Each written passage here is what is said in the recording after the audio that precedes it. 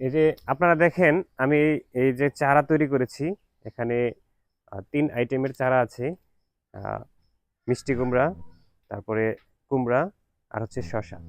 তো আমি এই চারা তৈরি করার জন্য এই যে ওয়ান টাইম কাপ এটা ব্যবহার করেছি।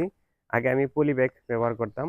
এটা ব্যবহার করার সুবিধা হচ্ছে, এই যে দেখেন, আমি যদি এটা এভাবে চাপ দেই তাহলে কিন্তু এটা খুলে বের হয়ে আসবে এবং এটা আমি মাটিতে বপন করে দিতে পারবো।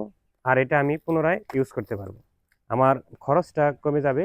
সেজন্য আমি এই কাপ পদ্ধতি ব্যবহার করেছি। আপনারা চাইলে এই কাপ পদ্ধতিতে চারা উৎপাদন করতে পারেন। আর চারা উৎপাদন করতে গিয়ে কোনো সমস্যা হলে অবশ্যই আমাকে কমেন্ট করে জানাবেন। আমি আপনাকে A to Z গাইডলাইন দেওয়ার চেষ্টা করব। সকলে ভালো থাকুন, সুস্থ থাকুন, কৃষিতে থাকুন।